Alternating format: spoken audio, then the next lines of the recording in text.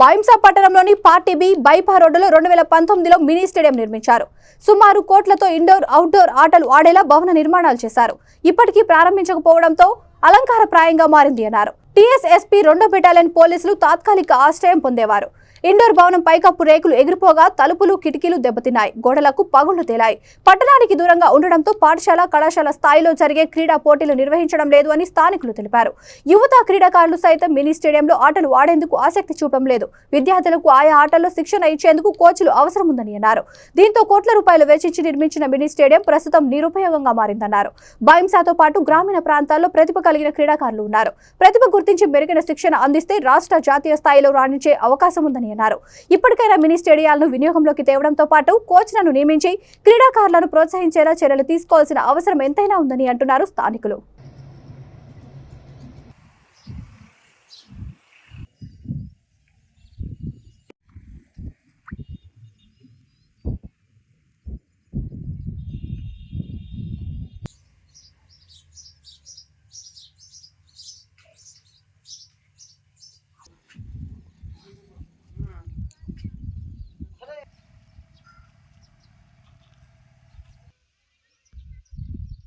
బైంసాలో నిర్మించినటువంటి క్రీడా భవనం అథ్లెటిక్ కోసం బైంసా పట్టణంలో అత్యంత భారీ ప్రాజెక్టుతో భారీ నిధులతో దాదాపు 3 కోట్ల వరకు వెచ్చించి నిర్మించినటువంటి ఏదైతే క్రీడా భవనం ఏదైతే ఉందో అది బైంసా టౌన్కు అత్యంత దూరంలో, అదేవిధంగా ఎవరికి అందుబాటు లేని విధంగా నిర్మించడం అనేటువంటి జరిగింది.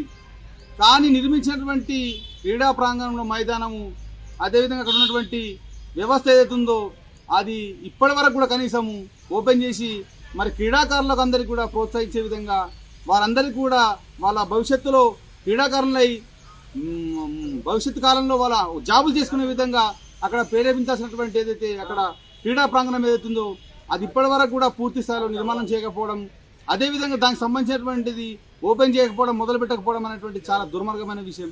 ఎందుకంటే గత 6 సంవత్సరాలుగా బీఆర్ఎస్ గవర్నమెంట్లో కేవలం ఫండ్లు తీసుకొచ్చుకోవడం, నిధులను తీసుకొచ్చుకోవడమే తప్ప అక్కడ అభివృద్ధి చేసినటువంటి చరిత్ర లేదు. మరి క్రీడా ప్రాంగణం లేక చిన్నపిల్లలు, అదేవిధంగా పెద్దవాళ్ళు అనేక రకాల వస్తువులతో అక్కడ ఆటలు ఆడుకునేటటువంటిది, క్రీడలు చేసినటువంటి వాళ్ళకందరికీ కూడా ఆ సదుపాయాలు కూడా ఎక్కడ కూడా కనబడతలేవు. మొత్తానికి అది కేవలం బడ్జెట్ కోసమే, నిధుల కోసమే చేసినటువంటి పని తప్ప మరి అక్కడికి వెళ్ళి చూస్తే ఇప్పుడు ఆ గోడలు కూలిపోయిన పరిస్థితి కనబడుతూ ఉంది. కుక్కలు నక్కలు తిరిగిన పరిస్థితి కనబడుతూ ఉంది. అక్కడ దయ్యాలు తిరిగేటువంటి పరిస్థితి కనబడుతుంది. అంటే దరిద్రంగా, అంటే అక్కడ వ్యవస్థ ఎంత ఘోరం తయారైందని అంటే అసలు చెప్పరనటువంటి ఘోరమైనటువంటి పరిస్థితి తయారైంది అక్కడ. ఇలాంటి పరిస్థితుల్లో అట్లాంటి అనేక కోట్ల రూపాయలను వృధాకి నీళ్ల పాలు చేసినటువంటి పరిస్థితి మనకు కనబడ్డది. ఇక్కడ బీఆర్ఎస్ గవర్నమెంట్ కేవలం నిధులకి మాత్రమే తప్ప, కేవలం కాంట్రాక్టర్లకు దోచుకోవడం తప్ప, అదేవిధంగా అక్కడ ఉన్నటువంటి కాంట్రాక్టర్లకు డిపార్ట్మెంట్ వాళ్ళందరికీ ఇచ్చి వాళ్ళని పెంచి పోషించడం కోసం చేస్తున్న పని తప్ప ఆ క్రీడా ప్రాంగణం ద్వారా ప్రజలకు ఎవరికైనా క్రీడాకారులకు ఉపయోగపడ్డదని చెప్పారంటే అసలు ఎవరు కూడా ఉపయోగపడలేదని చెప్పిన విషయం మనం స్పష్టంగా తెలియజేయచ్చు. ఈరోజు ఇలాంటి పరిస్థితిలో మనము ఖచ్చితంగా ఈరోజు మరి తెలంగాణ గవర్నమెంట్లో మరి కాంగ్రెస్ ప్రభుత్వం ఏర్పడింది. వెంటనే క్రీడాకారులకు ఉత్సాహం ఇచ్చే విధంగా, దాన్ని వెంటనే తెరిపించే విధంగా, అదేవిధంగా ఆ నిధులు కాజేసినటువంటి వాళ్ళందరినీ కూడా వాళ్ళందరినీ అరెస్ట్ చేసి జైల్లో వేసే విధంగా కూడా ప్రయత్నం చేసి ఆ క్రీడా సంబంధించినటువంటి దాన్ని డెవలప్మెంట్ చేసే విధంగా ఆలోచన చేయాలని చెప్పి మేము విజ్ఞప్తి చేసి డిమాండ్ చేస్తూ ఉన్నాం.